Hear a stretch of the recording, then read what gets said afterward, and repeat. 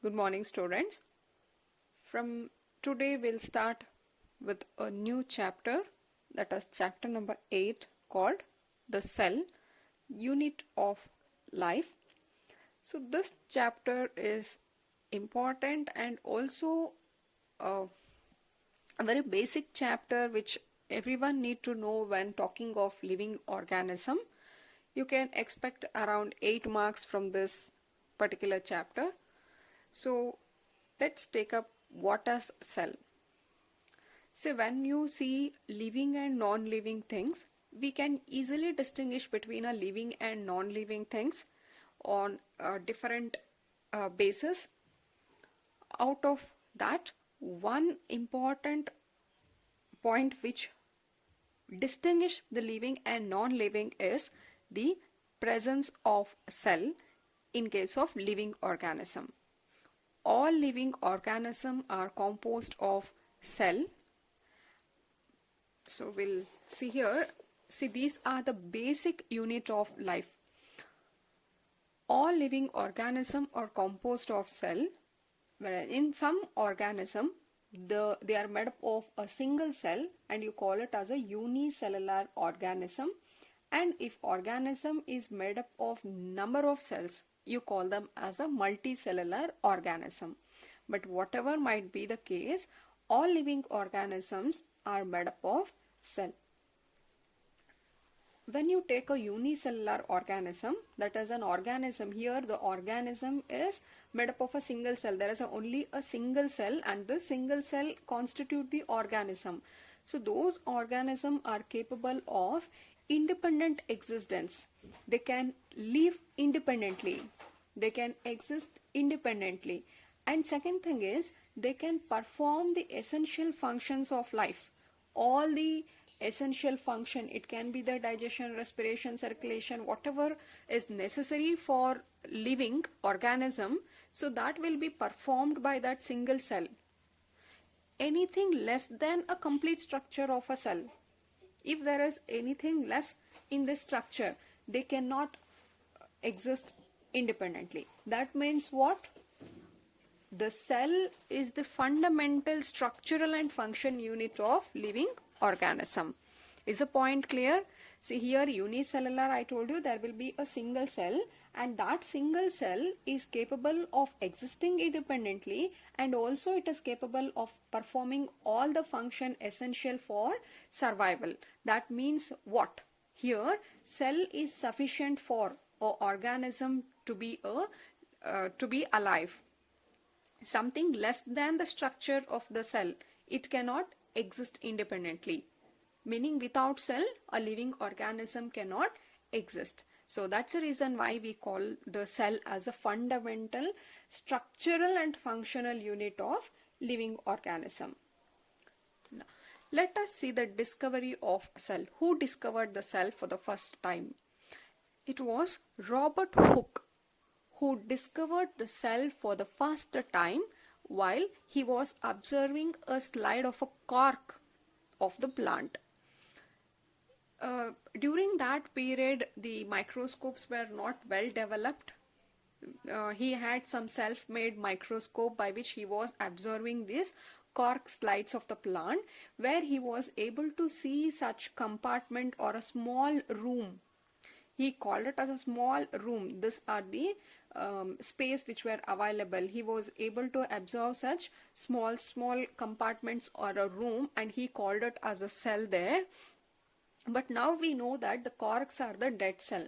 Therefore, what he saw, this was actually the cell wall of the dead cell without any this inner content, because they were dead and there was no inner content present in them. So the Robert Hooke absorbed the dead cell. It was Anthony van Leeuwenhoek for the first time described a live cell. Got the difference? First cell was absorbed by Robert Hooke, but the cell what he absorbed was a dead cell. Therefore, if question is asked who discovered the live cell, it is Leeuwenhoek. If simply it is cell, it is Robert Hooke. So with advancement in the microscopes, it was been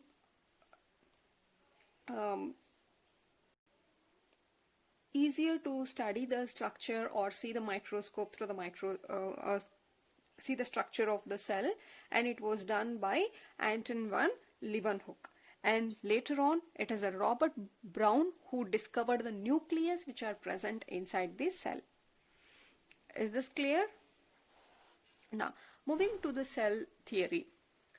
It is in 1938, Matthias Schleiden, a German botanist, he examined a large number of plants and observed that all plants are composed of different kinds of cell, forms the tissues of the plants.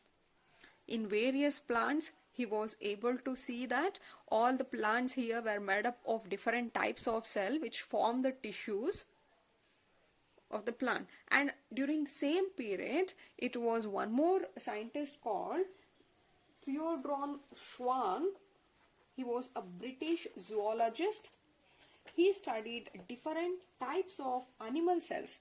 Here it is a plant cell, and Schwann studied regarding the animal cells and reported that the cells had a thin outer layer which is now called as plasma membrane. We now know that if it is a cell, the cell will have a thin outer membrane, and you call this as a plasma membrane, and inside the content you call it as a cytoplasm, and within that you have this nucleus.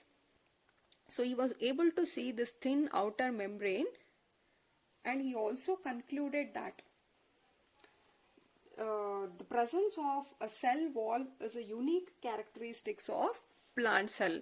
So the plant cell was found only, cell wall was found only in the plant cell and not in the animal cells. So these was the two things which Schwann concluded. Is it clear?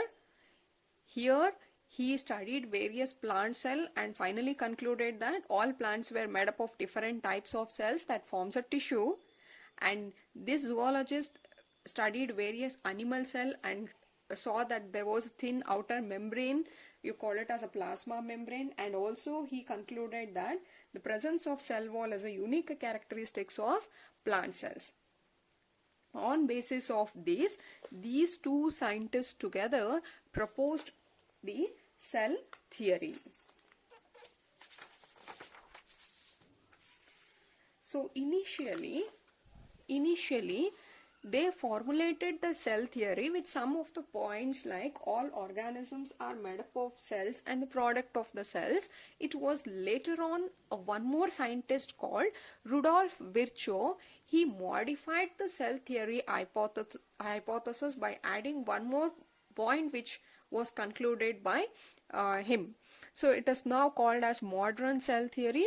The cell theory here states that all living organism is composed of cell. You can look here. So the cell theory says that all living organism are composed of cell, whether it is a plant or animal, all are made up of cell. That's the first thing. And products of cell. So you can understand this by one more sentence, that all the functions are products. See, whatever or you can also say functions of the cell, meaning all the functions are product, meaning you can see understand like this way. The cell need energy, right? Why does the cell need energy? That energy is needed by the cell to maintain the body. Clear? So all the functions are the products or functions of cell. Otherwise, simply understand all living organisms are composed of cell and products of cell. These two things were been given by the Schleiden and Schwann. They gave these 2 points. It was this point which was added by Rudolf Virchow, that is, all cell arises from pre-existing cell. So from where did we get the cell? It states that we got a cell from a pre-existing cell, but however it failed to explain that how did this pre-existing cell come from. how new cells are formed, but it just gave the concept that if there is one cell, this cell has been or it has come from a already existing cell.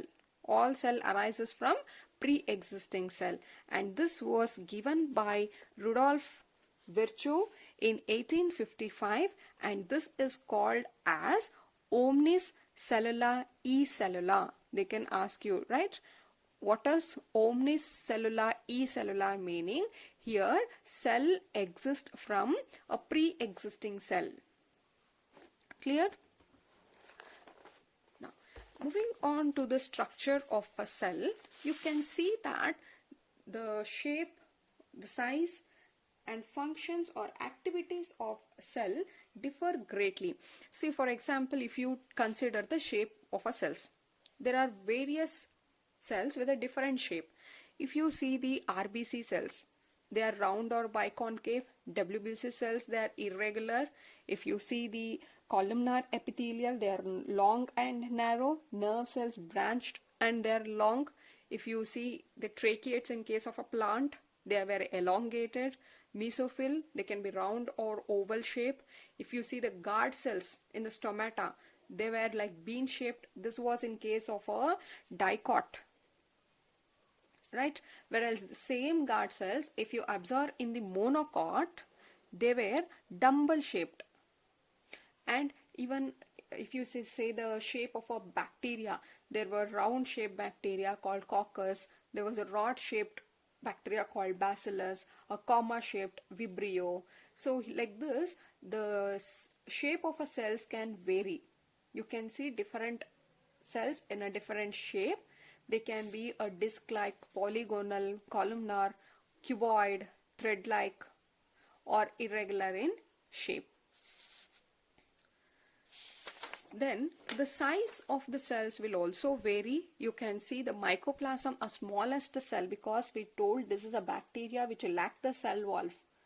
So here the size of this can vary. The largest cell being known as egg of an ostrich or bacteria, RBC cells. All the cells vary in their size. Right, shape varies, size varies, and coming to the activities also, see here only you can see so many different types of cell. The activities or the function performed by these cells are also different. Say for example, if we take the RBC cells, the function here is to carry the oxygen because they have the hemoglobin. If you take WBC cells, they fight against the infections. And columnar epithelial, they forms a coating of many organs. Nerve cells to conduct the impulse. Tracheates, vessels, they were meant for carrying the food and water. Mesophils for photosynthesis purpose. Guard cells for closure and opening of the stomata. Like this, the functions of the cells will also vary. Clear? Shape, size, activities of the cells vary from one to another. Apart from that, there are two types of cells. You call them as a prokaryotes and eukaryotes. See, if you consider a cell, you will have the cell membrane. Inside, you call it as a cytoplasm, and here we find the genetic material. In some of the cells, you can find these are enclosed by a membrane. They form a nuclear membrane, and such cells with this nuclear membrane are called as eukaryotes, and those which don't have this nuclear membrane, you call it as a prokaryotes. Pro meaning primitive, karyoierous nucleus. Organism having primitive nucleus are called as prokaryotes, and these will have a membrane bound nucleus. They have a well defined nucleus in case of eukaryotes. And one more difference in the prokaryotes and eukaryotes between are, in prokaryotes there are no membrane bound organelles, but in case of eukaryotes you can find such membrane bound organelles like endoplasmic reticulum, Golgi apparatus, lysozyme, mitochondria, vacuoles, etc. These are the membrane bound organelles which are found only in case of eukaryotes, not in the prokaryotes. But you can find the ribosome. Ribosome is not a membrane bound organelle. we will find this ribosome in case of prokaryotes, but it is of 70S type. In case of ribosome, it is of 80S type. Again, the 70S type will have two subunit, a bigger subunit called 50S and smaller one is the 30S. Whereas in 80S, again they have two subunit, a larger subunit called 60S, a smaller you call it as 40S. Centrioles are absent, completely absent in case of prokaryotes. Centrioles are present in eukaryotes. See, both plant and animal cell belong to eukaryotes. Among them, the animal cells have the centriole, but the plant cells don't have the centriole. Again, there are some difference between animal cells and plant cells, which you might have studied in your lower classes. So cell division here is by binary fission. There is no mitosis or meiosis happening in the prokaryotes. But in case of eukaryotes, you can find both mitosis and meiosis. The mitosis is seen in case of somatic cells and meiosis you can find in the germ cell. So these are few difference between prokaryotes and eukaryotes. You can just refer other books also to know the difference. Out of 5 kingdom classification which we have studied earlier, it is only the kingdom Monera which comes under the prokaryotes. Rest all 4 kingdom, that is Protista, Mycota, Plantae, Animal, all belongs to the eukaryotes. Clear? So in the next video, we will take up the prokaryotic cells in detail. But for today, just understand here who discovered cell as one important, and cell theory is also very important question. Cell theory and this omnicellula e-cellula concept. These are some of the important questions. In the next video, let us take up the prokaryotic cells. Thank you.